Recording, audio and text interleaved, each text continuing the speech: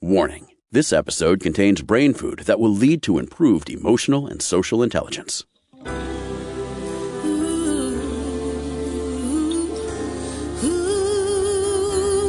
Give us 1 hour and we'll help you change the way you think about happiness. Harvesting Happiness with Lisa Cypers Kamen is fresh, optimistic, and purpose-driven media that promotes well-being from the inside out. Each week, Lisa spotlights diverse trendsetters and change agents who are the greatest contemporary thinkers and doers, devoting their lives to creating a better world in which to live.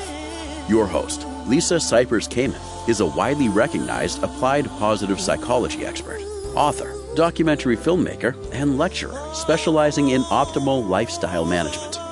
Let's get to it. Here's Lisa. Good morning, good afternoon, and good evening, wherever you are. Thanks for joining us on today's show, where you will learn how to spark possibilities, reigniting purpose and meaning. My first guest is my friend, Darrin Tulley. He began his career as an accountant and discovered that he loved connecting with humans even more. Along the way, Darrin had a personal awakening and has pieced his experience together. Ignite Happy was founded by Darrin to help people ignite happiness from within and experience the amazing connections that are in front of us every day. As the chief of possibilities, Darrin happily encourages action and inspires commitment to change, as if lives are depending on it. He's also the author of Live Your Possible, Ignite Your Happy, Authentic Self, and live a fulfilling life rooted in joy, inclusion, and love of possibilities. Darrin, my friend, thanks for hanging out with me. Hey, Lisa, I'm thrilled to be back and to be talking with you today. Me too. I think this subject matter, this area that you're highlighting of inclusion and when people feel that they are part of and connected, what it does to our happiness. Yeah, it's incredible. It's amazing when you see people's eyes open up with love and hope and to be noticed that, hey, I'm here. And you notice that and you see that. It's powerful. Talk a little bit about your own story, because you have an interesting path to joy.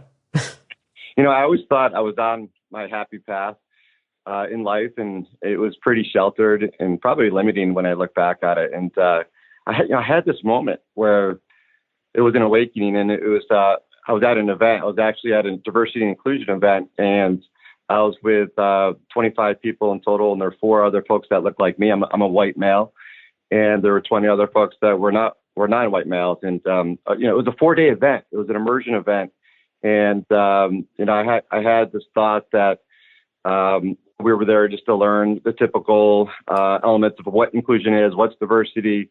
Little did I know that this was really an explosive event. And for me, the first couple of days, we got to know people really well, and we got to connect with people. And I did a really nice job connecting with sameness.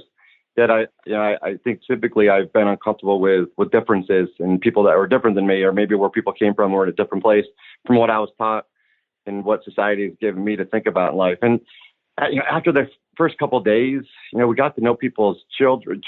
We saw pictures, we saw what people up, what got people excited, what motivated people. Didn't matter what you looked like, where you came from, what your orientation might be. What I started to realize is that I was not opening myself up to people like I wanted to. Like I went into that event with a purpose to bring out the best in people all around me. What I realized I was doing is I was doing that for folks that were like me. I wasn't doing that for people that weren't like me. And after a couple of days, we started to share some of the frustrations in the world, some of the missteps, the injustice that's going on in the world, where people are not given opportunities or looked at differently or treated differently or poorly. And I started to feel ashamed. I started to feel terrified, actually. What I recognized is that I actually had been part of the problem. I recognized I've had this unconscious bias that I was not welcoming people in. I was actually pushing people away. And when I noticed that, I could have broken down, and what I had done is I actually started to cry and started to get really, really scared, because what I recognized is my bubble of sameness actually burst. And on that third day, I approached the group to talk to folks to say I want to apologize about my dishonesty the last couple of days. I haven't contributed fully as my authentic self. I want to bring out the best, and I wasn't bringing out the best. And I was crying in front of all these people. I've never cried at work. I didn't think we were allowed to cry at work. I didn't believe in that. And it was such an emotional moment. I recall looking across the room at one of the friends that I had made that day that I don't think I ever would have had I not gone through this event, which is scary in itself. And she looked at me with anger, with hope, with love, with tears in her eye. And I had the same going on in my eyes. And I recognized at that point that there's a beautiful light inside all of us. There's a beauty inside all of us that I needed to see past what I had been taught to hold against or to shelter or preserve in my own life. And that's where I realized my bubble didn't burst. It actually expanded. And really, this is where this journey all took hold, where I had this awakening. I committed to change, and I started to take steps forward. I even grabbed a pink pen to say, this is my accountability reminder. I'm going to make a difference with this pen and change the narrative from here going forward. And what I realized is that the people that I pushed away actually held me up. And that's what inspired me to say, I'm going to do the same for everybody else in my path going forward. And it was a turning point in your life, personally and professionally, where you decided to move from your world as a CPA into this world of uplifting others. Absolutely. I went into this field of numbers thinking I could drive results and influence people. And what I was doing is driving results first. And I had it upside down, similar to how I was viewing the world. The same as I was upside down. I needed to welcome in different thinking and differences in different people and recognize that the shift was the people. The people would drive the results. Without people, you don't drive results. Without people, we can't change the world. Without people, we really don't have joy. And I think when I started to see that shift, I started to feel joy within myself just as a result of that shift. And I started to expand not only my thinking, but as you said, I started to change my career track as well. Let's go back to the sense of sameness, right? That you were in this bubble of 24 people, 4 of which were white men. The rest were every other color of the international rainbow.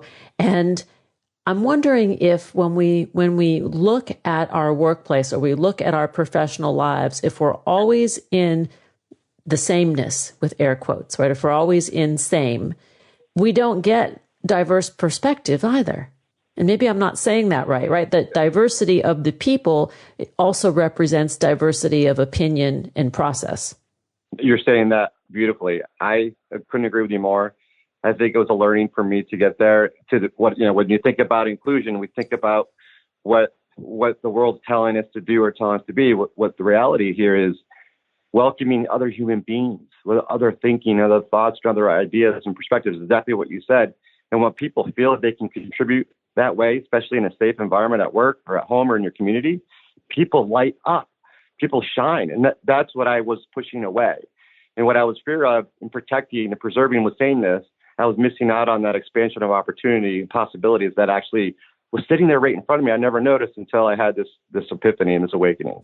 What's interesting is that in today's world, for many, they have to be taught inclusion, right? And if you think back to when you were a kid, and I know you like to live in the kid space, you love that childlike joy. When you're in the sandbox as a kid, you don't see that the other is the other.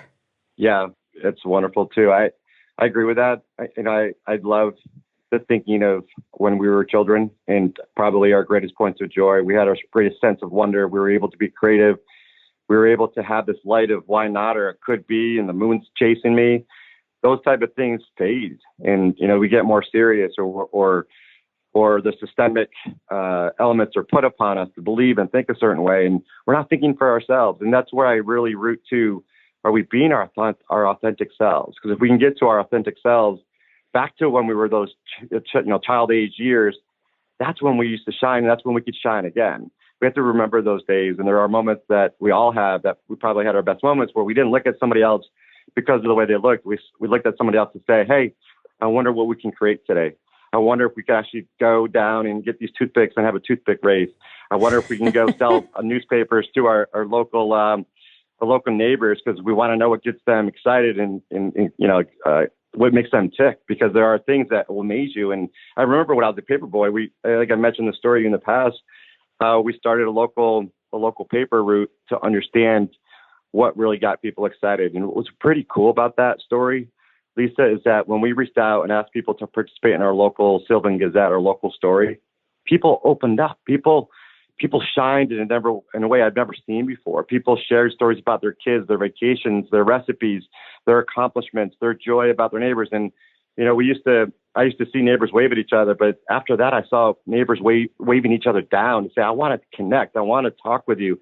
And that's the same thing here. We want people to have the ability to interact safely and openly, because my goal here is to actually help people rise each other onto an equal playing field where people can be innovative, can be belonging, can be creative, can be their authentic selves, can be their full selves. I mean, some people say to me, like, you don't want my full self.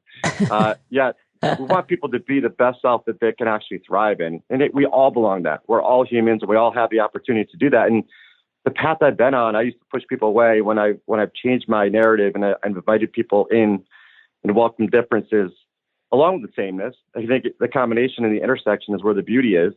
When I've done that, I've gotten more joy than I've ever seen in my life, I've ever felt in my life. I have more love in my life. Possibilities are popping all around me every day. And it's that acceptance and that willingness to let go of what I was trying to protect, which I'm not sure anymore what that was. I want to just tap into authentic self and authenticity, because these are words that are often overused. They might bring eye rolls to some people's heads, and I know what you mean by that. But maybe you could explain to our listeners the challenge of authenticity. Yeah, there are challenges to that. The first thing is, I think, as we bring ourselves into any environment, be it the workplace, being even at home, what we teach our children at home or at school or in our communities, there's this ability to be our true selves when we're really young again, right? We kind of ask those questions, and no question is a bad question. We ask why not. We ask a lot of whys. We're really curious, which is a huge word here, for us to live with wonderment. And what happens is that we get judged along the way. We are told we are not creative. We're told to live with convergent thinking. We have to have a 0 or a 1. It's a binary solution or answer. There's not anything in between. And when we do that, we start to form beliefs. We start to form our thinking based on what's taught to us, what's told to us. And we get away from our authentic selves and authenticity. And that means we get further away from our ability to actually find joy, or our ability to actually be creative and innovative. Because there's tons of research on folks that are feeling they can actually be innovative and be creative, that people are developing new companies, have better results. Same thing with joy. When people are able to contribute in new ways or learn in new ways, they're actually able to find more joy. And there's proof that there's more productivity, and people actually bring more joy at home. We bring more joy at home. We're more open and more inclusive. And it's just a ripple effect that happens in our communities. And that, I think it all starts from within all of us. Lisa, you talk about happiness as an inside job, and everything starts with us. It's happiness. It's our ability to be inclusive. Are we open-minded? Do we have a purpose word? Do we have something that has a greater meaning that affects all of us for the greater good? What are those elements that really will impact you to tie to your authentic self? It's finding out what really gets us to tick and get excited and to light us up so we can be authentic every day. Let's take a break. And when we come back, Darrin, I want to ask you to share your path to possible, because this is really the pillars of your book. Live your possible, ignite your happy, authentic self, and live a fulfilling life rooted in joy, inclusion, love, and possibilities. To learn more about Darrin Tulley and his work, please go to ignitehappy.com. On Twitter, Facebook, and Instagram, the handle is @ignitehappy. Here comes the pause. We'll be right back, and that is a promise. To learn more about cultivating sustainable well-being at home and the office, visit harvestinghappiness.com and explore Lisa's experiential on-site brain fitness workshops, corporate programming, and speaking engagement services.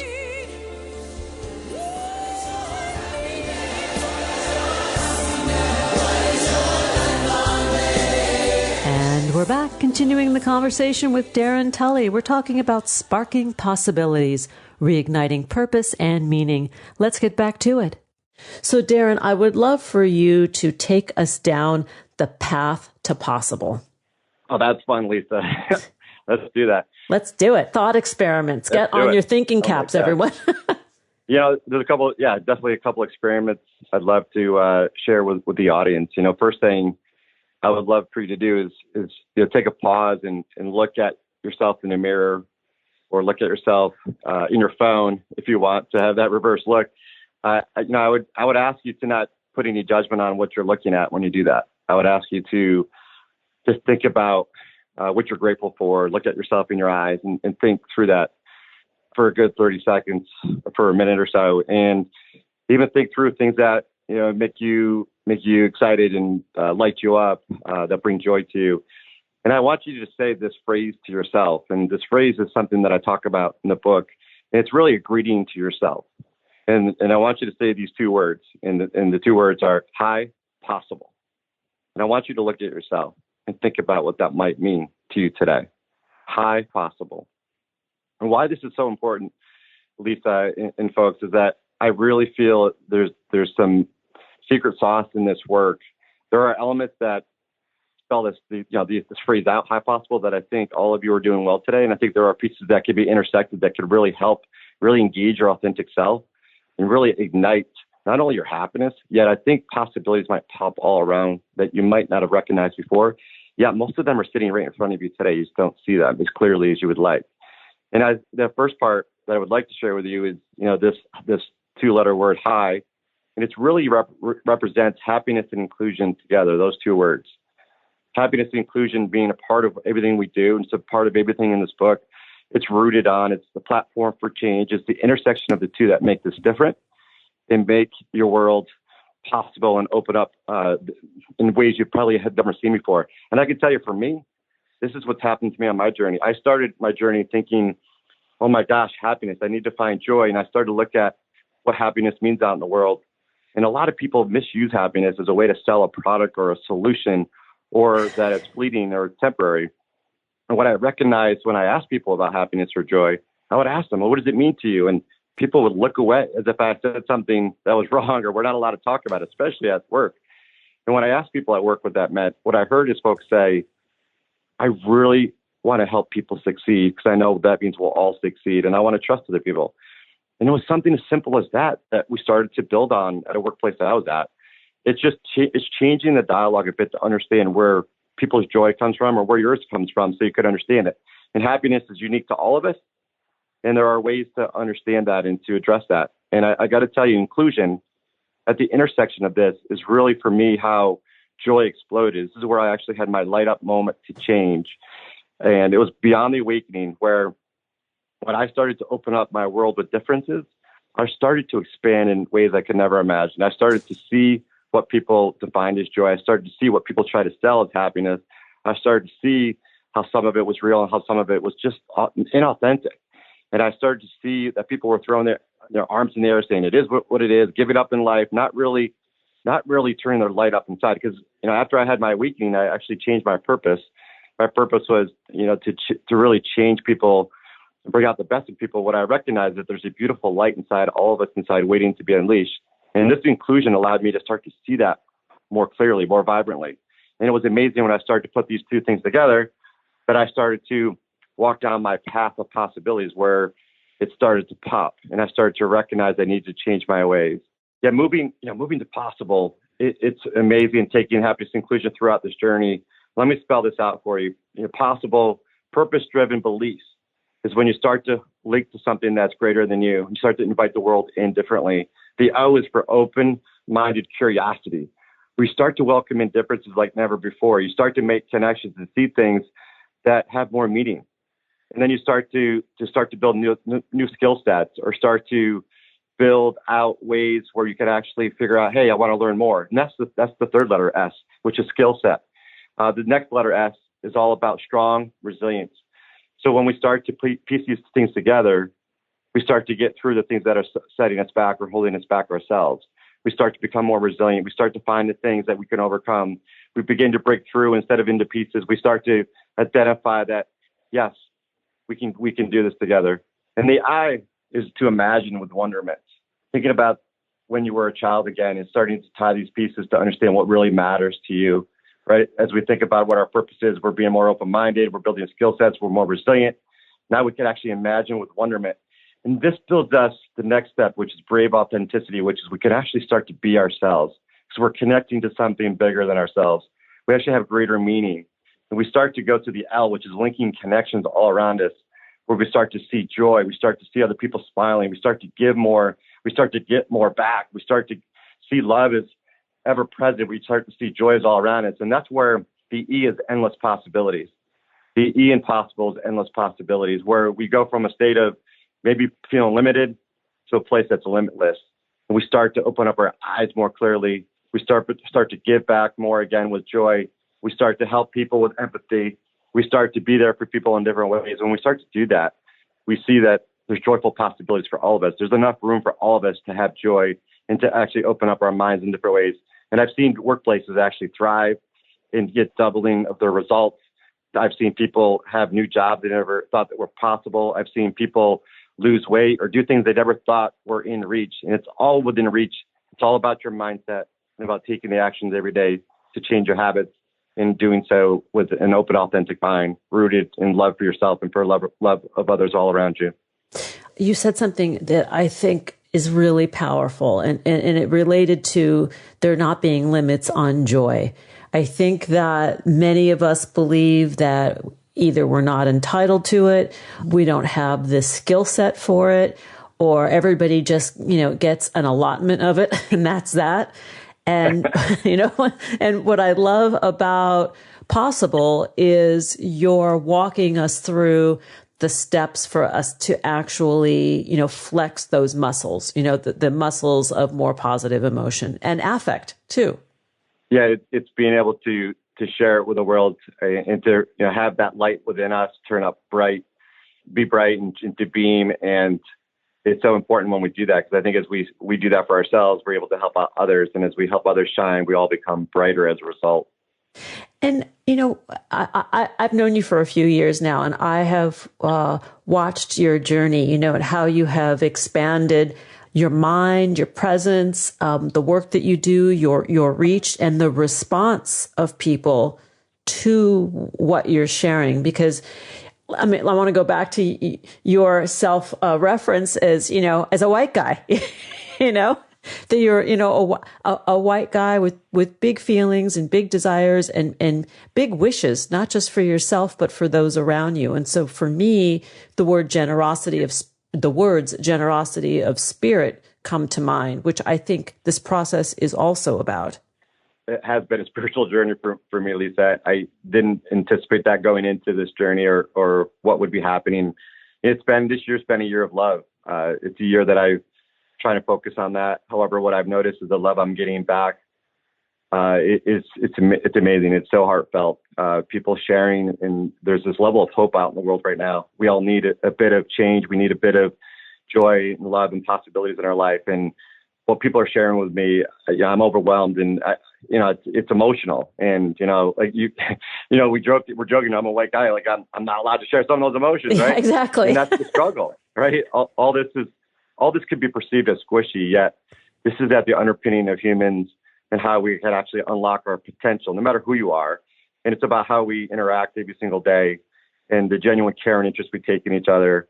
When we actually step in and do this hard work and actually care and step in where people are, it's amazing what happens. And thankfully I've been rewarded for so many friendships and elements of support that I'm filled with love. And, Lisa, you're one of them. It's amazing to chat with you and catch up with you and bounce things off each other. And you're an amazing guide and spirit, and I appreciate you. Aw, Darrin, we do have some good hangouts, That's for sure. Yeah, that's true. In the middle of Nowheresville. Darrin and I, try to meet once a month in a very affluent podunk town, or we meet at the bougie coffee shop of this town and catch up. You might have to share that link. It's a great spot. It's a secret for now. We are out of time, and I want to congratulate you on your book, because I know how much work, blood, sweat, tears, love, anxiety, vulnerability, all of the squishy stuff and all of the real hard work that goes into writing a book, and bringing it to the marketplace. And you've done it so successfully. The book's name, once again, is Live Your Possible, Ignite Your Happy, Authentic Self, and Live a Fulfilling Life Rooted in Joy, Inclusion, Love, and Possibilities. My guest today has been my friend, Darrin Tulley. You can learn more at ignitehappy.com. On Twitter, Facebook, and Instagram, you can find Darrin there as well at Ignite Happy. Darrin, thanks for hanging out. Yeah, it's been wonderful. Thank you so much, Lisa. Keep making a difference. Here comes that quick pause. We'll be right back. Did you know that happiness is actually good for your health? Happy people live longer, are more productive, and make better partners, parents, and professionals. Connect with us on Facebook at Harvesting Happiness and follow Lisa on Twitter at Lisa Kamen for a daily dose of inspiration.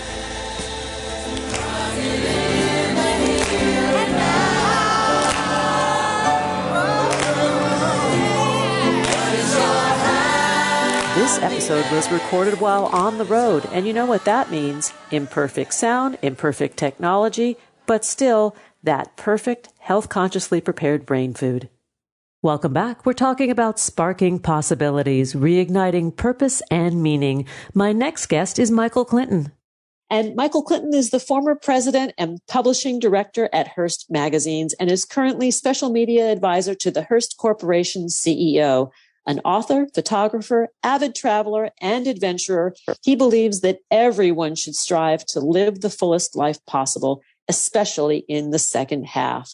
Micheal Clinton holds 2 master's degrees, and he is in the house today. Hi, Micheal.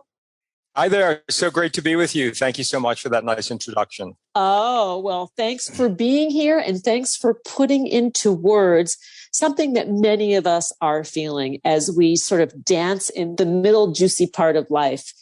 Talk about your experience, your journey to this place of roaring. Well, you know, one of the things that I realized as we are getting into that midpoint in our life is that we've been taught that we're supposed to wind down. We've been taught that this was the long slide. We've been taught that by our culture, by our government policies, by our corporations. And, you know, what I came to realize is that if you're 50 and healthy, you have a really good shot of living to be 90. And so you have a good opportunity to wind up, to do a lot of things in the second half of your life that you may put on the shelf, you may have forgotten about. You can become an entrepreneur. You can ignite some new passions. You can go take a second career. I mean, it is a long arc, and we're going to be breaking up what was the previously conceived life cycles. So it's all about winding up. I like this, winding up. Yes, as many people think that as we move into sunset careers, right, that we're winding down. And what you're suggesting, and many of us are experiencing, is the opposite, you know, that we're catapulting ourselves to new levels of curiosity and action. Yeah, I mean, you know, for sure, one of the things that we take our cues from are a lot of the words and the images and the things that are put out there in the culture at large, which fight against us in terms of the possibilities that we have. I think you know that and these are predominantly boomers, and you know how boomers are redefining everything. And so I like to say we're not getting older, but we're living longer. I like to say that 65 is not the new 45. I like to say that 65 is the new 65, and we are redefining. I interviewed 40 amazing people in this book. I call them the reimagineers. They're the ones who are identifying 70 as the new 70. Dynamic, active, tech savvy, involved, engaged. And, you know, it is a good reminder that there is a very, very different script that is there, and that we can all create a new kind of script for ourselves individually and for our cohort, if you will. Well, I think one of the benefits of aging is street cred. You know, like I think in this part of life, and I don't know if that's your experience, that there's a sort of empirical knowledge of being older and a little bit wiser. And so it automatically gives you a little bit more gravitas in your field.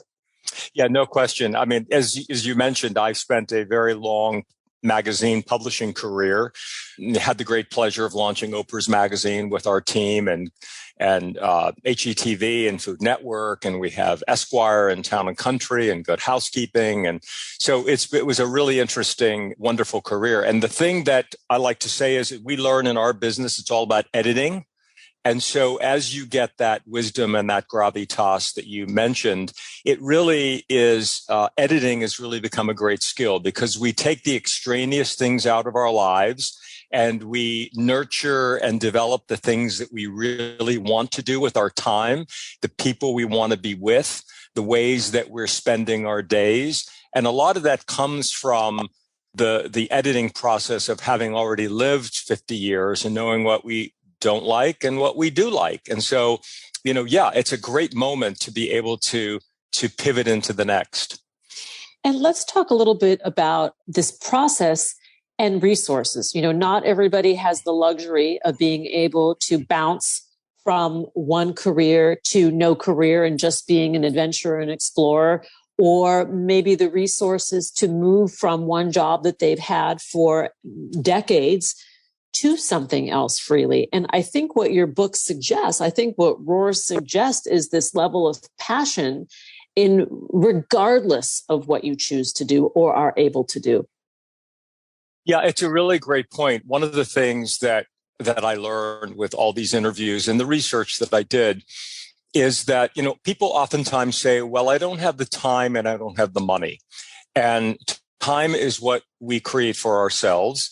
And what I learned is there's an enormous amount of possibilities in terms of Pell Grants and federal grants and a source called Scholarship Owl and places where people who are at midlife can get resources to completely retool. One of my favorite interviews was Stephanie, who was a 53-year-old. She had been a book editor her entire career. And at 53, she decided that she was going to become a doctor. Now, a medical doctor. Wow. Yeah. Good for her. Now, you know what that journey's like. But to her credit, not only did she find a path and she tells her story, but she got all her education paid for by doing the homework of where she could get grants and so forth. And she's in her early 60s now, and she's a doctor. And she said, you know what? I'll be a doctor for 20 years or more, and that'll be a really fulfilling career. So we have to be thinking about second and third careers, not the way we thought about our first career, but, as really a passion that was going to give us fulfillment. And as you know, all too well, fulfillment and satisfaction is really what is the road to happiness. So your podcast, Harvesting Happiness, to me, it's all about finding the things to fulfill you and satisfy you. And that's how you do the harvest. Obviously, I agree. And also what I have found with what you describe is that in of itself, the satisfaction from doing the good work becomes its own kind of currency. It's very sustaining. Doesn't pay the mortgage, of course, but it does fulfill us on a really soulful level. Yeah, I think, one of the great things about being at midpoint is that you do have a perspective on that life has ups and life has downs. And while we want to pursue the moments of being happy, we know that they're cyclical. We know that there are times when things aren't great and times when things are better. And I did a great interview with a psychologist, and she talks about this very topic. This thing that also happens with people in midlife is they can get into negative self-talk because, I should have done this and I should have done that and I might have done this and I might have done that. But we have to, move on from that. We did a survey in the book. We had 630 respondents about national survey. And one of the questions we asked is, if you could redo something in your past, would you? And a very high number, 76% said yes. One of the biggest responses, the number one response actually, which also created the most write-in response on the survey, was I would rethink my marriage and or the person that I married, which I thought was really pretty stunning. But if you think about it, if you're 55 or 60 and you got married when you were 25, you may be a very different person now. I mean, yeah. My own mother at 64 asked my father for a divorce after 40 years of marriage. And it was just that she had spun off into a very different kind of life that she wanted to live versus my dad. And she went on and lived that life for another 23 years before we lost her, when she died peacefully in her sleep, but very happy that she lived a life for 20 some years that was her image of what she wanted to do. That level of authenticity, right? That we get to be who we are. But you often don't discover that until you're in that ripe, juicy midpoint either. You don't really know who you are. So true. Going back to words, I just don't like the word midlife crisis. I like the word midlife awakening. Yes. Because, you do, to your point, you do discover, you've lived a good chunk of time and you do know who you are and what you want. And you want to feel empowered to make the choices for a new direction, whether that's work or it's lifestyle or it's partners or whatever. And being, awoken, if that's a word, is that a word? Awakened? Awakened. You can make those decisions. Well, and I think what's interesting, I was having this conversation with my mother, who is in her late 70s, and a younger girlfriend of mine who's in her late 40s, separate conversations about the very same thing, about sort of reevaluating where one is in space and time. And, when we're younger, for many of us, the push is the partnership, right? To find the one, the person with whom you make your life. And then for some, and I'm talking about myself in this category, you get to a certain point in life where, I adore my partner. He is the apple of my eye and the center of my world in many ways. But if circumstances were to change, would I necessarily pursue partnership in the second half of life when life is so full with all these other things, friendships, relationships, connection, children, hopefully grandchildren? You follow where I'm going with this? Yeah, for sure. I live in New York City, where there are a lot of people who are in this world that you describe. Women who, never had children and didn't want children. Some are married, some aren't. Same with men. And I think that, there are choices that we can now have that if we want to be partnered, we can be. If we don't have to be. We surround ourselves with friends and the things that fulfill us.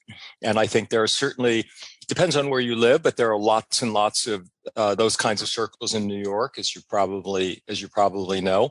And here's the thing that's so interesting. One of my favorite stories, also in the book, I was listening to an NPR interview. He was 104 and she was 100-ish, maybe 101.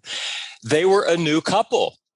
And wow. she basically said, well, I wake up every day and I roll over to see if he's still breathing. And if he is, I know we're going to have another day together. Fabulous. And I think that's great. But I think there's always the possibilities of, things to enter your life, and you have to be open to them. So here's a couple in their hundreds who were open to, romance, if you will. And so you have to be open to things because that's the beauty of the universe it brings things to us. I love that. Let's take a pause. We'll be right back. We are going to continue the conversation with my guest today, Micheal Clinton. He is the author of Roar into the Second Half of Your Life Before It's Too Late. To learn more, please visit roarbymichelclinton.com, on Twitter at M.A. Clinton, on Facebook, Roar by Micheal Clinton, and on Instagram, Roar Micheal Clinton. Here comes the pause. We'll be right back, and that is an absolute guarantee. Who says money can't buy happiness? Whether you are a skeptic or seeker, check out Lisa's new book. Are we happy yet? 8 Keys to Unlocking a Joyful Life. A boot camp manual for greater emotional fitness is available at Barnes & Noble, Amazon, IndieBound, and HarvestingHappiness.com. Here's a truth bomb. Emotions are contagious, and happiness is a universally desired state. But we tend to forget that we all have the freedom to be happy or the liberty to be miserable each day, regardless of external circumstances. Explore the journey of human happiness, how to find it and keep it, with Lisa's documentary film, H Factor. Where is your heart? Visit HarvestingHappiness.com to learn more.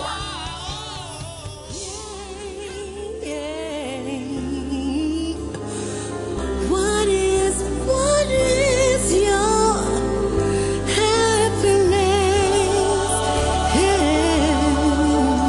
This episode was recorded while on the road, and you know what that means. Imperfect sound, imperfect technology, but still that perfect, health-consciously prepared brain food. Welcome back. Talking about sparking possibilities, reigniting purpose and meaning. Let's get back to the conversation with Micheal Clinton. Micheal, let's just jump right into some of the statistics about our aging U.S. population, because you shared something during the break that I think is really important, and we should listen up. Yeah, I think the thing that is really to take a pause and think about this, 34% of the U.S. population right now is over 50. Every day, 10,000 Americans turn 65. In the year 2030, 1 in 5 Americans will be 65 and over.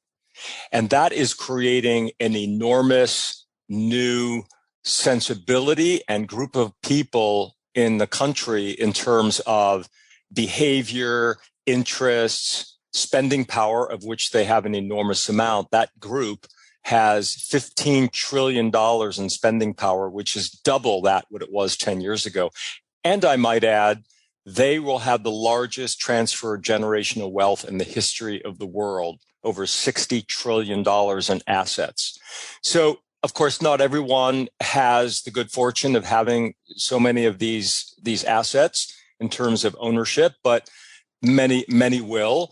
And the redefinition of how people are going to choose to live their lives in 50 plus are going to be bountiful. I'll give you an example. The Kauffman Foundation in Kansas City, 26% of entrepreneurs in this country are now 55 to 64, as people are starting new businesses after their first career. There are a dozen or more universities that have midlife transition programs, everyone from Harvard to the University of Minnesota, to help people along. I personally went back to Columbia University in my 60s and got a master's degree, which was a fascinating experience to go through. Although I have to admit, taking exams and quizzes was not something that I was thinking about before I did it. But, I was, there's this lifelong learning issue, and it is really critical to keep ourselves engaged. And then I'll give you one more stat since you asked. We have in this country about 89,000 centenarians, people who are 100 years or older. Wow. Yeah. And there will be, by 2060, almost 600,000. And by the year 2100, of which those babies have been born, the projection is there will be over 5 million Americans who will be living the 100-year life. So think about that in terms of how everything is going to change as people move into their 60s, 70s, 80s, 90s, and beyond. It's going to become really a movement of change that will start now and continue on, well into, the decades ahead. Well, I think you touch upon something interesting about the notion of retirement. I think that the tide is changing. There's no one in my peer group, whether they can afford it or not, who would even entertain retirement in terms of playing golf every day or playing tennis every day. That this phase of life is a very, productive one, where they're out in the world being of service, being of use to others in one form or another, whether it's creatively based or action based. So I think that that's another trend, that retirement is actually a recipe for distress for some. Like the idea of sitting at home or sitting on the golf course is more frightening than anything else. Yeah, I've been going around the country giving talks, some live, some virtual, and I think there's a theme that is emerging, very much touching on what you suggest, and that is, people quote retire, which to me is a very toxic word, which I'll get back to in a minute. That people say, well, for the first year or so, I'm like, woohoo, I'm free, I can do this, I can do that. Now, we have just, had 18 months of pandemic, and we're still not completely out of it. So it put a cramp on some style. But most people, after a year or two of it, sort of stop and say, I'm 65. I can't do this for the rest of my life, which might be another 25 years. So the aha moment is occurring. And so many people have brought this up to me in these various, talks and forums and so forth. And the thing that I will say is that I like the word refire as opposed to retire in whatever way you choose to do it. Because there is going to be, an enormous amount of interest to being engaged and being relevant and being involved. And there are so many different directions people can take. So the goal of the book was to really put a big spotlight on this, not only with the stories, but with a lot of tools and resources and thoughts about how one can go about doing it. So I sort of view it as a treatise about second half living. I love it. I am right there with you. I'm always looking for ways to learn new things and engage differently in the world in a multi-generational way. I think that is another thing that has become very clear at this phase of life, that we can go either way. We can go up or down with the age groups that we fit in with, and that's very liberating, right? The sort of the rules are no longer the rules. They're new rules. Yeah, I think for sure. And I think we need to blow up a lot of things that no longer relevant to us. I'll give you one great example. There was a piece in the New York Times a few weeks ago about some developers who were creating multi-generational housing. Instead of this ghettoization of let's put all the 60-plus-year-olds in this one place. Yeah. And, that to me is not a great solution. In whatever form it is, it may have been a solution. It may have been a good solution when the life expectancy was 60, which was in the 1940s, early 60s. But what happens is if you move into that kind of place in your early 60s, and you're going to live to be 90, you're going to be very cordoned off by a lot of wonderful stimulation you could have from younger generations and families with children and all the above. And these developers are creating a new format. The other thing is I think a lot of people, especially in this generation, will want to age at home. And with medical technology and AI and, new caring services, people will be able to do that as opposed to having to be moved into facilities that is sort of, not the most desirable in terms of the environment. So, aging at home is going to become more and more the new normal as well. So I think we're on the verge of a lot of change in this whole space. I think so too. I mean, go back to talk about what you were saying about like residential communities for older people, that those are no longer sort of warehouses to death's waiting room, this multi-generational model, especially because the definition of family has evolved so much over the last 20, 30 years, right? What constitutes a family, and a family of choice versus a family of origin? So I think that living model, it makes good sense. Yeah, I think that this was the generation, the older boomers were the generation that were first talking about communes and living in communes. Yes. Let's bring back the commune in a different constituted form. Yes. My fantasy is to live in a big compound with all my friends and a few families thrown in and, have a really great time. So let's think about new ways of creating communities that can do that. I am with you. We have a joke around our place that everybody should have their own Airstream with a hammock, with a communal lodge and kitchen. Yeah, perfect. Yeah, I agree. I hear you. Well, what good fun this has been. We've been talking with Micheal Clinton today. His book is Roar into the Second Half of Your Life Before It's Too Late. To learn more about his work, please go to roarbymichealclinton.com, on Twitter at @MAClinton, on Facebook, Roar by Micheal Clinton, and on Instagram, Roar Micheal Clinton. Come back, hang out. Let's talk more about growing young or growing old fashionably, because this is good fun. Yeah, thank you so much. It's been great fun. I've really enjoyed it. And we're going to be actually launching the Roar newsletter in January, so you can sign up on roarbymichealclinton.com. Wonderful. Thank you, Micheal. Thanks for joining us on Harvesting Happiness today. This is Lisa Cypers Kamen on behalf of my guests, Darrin Tulley and Micheal Clinton, wishing you kind thoughts, kinder words, and the kindest of actions. Until next time, remember, Happiness is an inside job. Happiness is your inside job. Please go out and rock your day, and remember to be kind to one another. Keep harvesting your own happiness anytime and anywhere from the comfort of wherever you are. Subscribe, listen, and share hundreds of downloadable episodes via our free app or from our libraries at toginet.com, iTunes, Google Play, and other fine podcast platforms. To learn more about Lisa's global consulting services, please visit harvestinghappiness.com. Spread more joy by liking us on Facebook at Harvesting Happiness and following Lisa on Twitter at Lisa Kamen. Harvesting Happiness is produced in collaboration with TogiNet Radio, KBUU Radio Malibu.net, and is available on PRX, the Public Radio Exchange.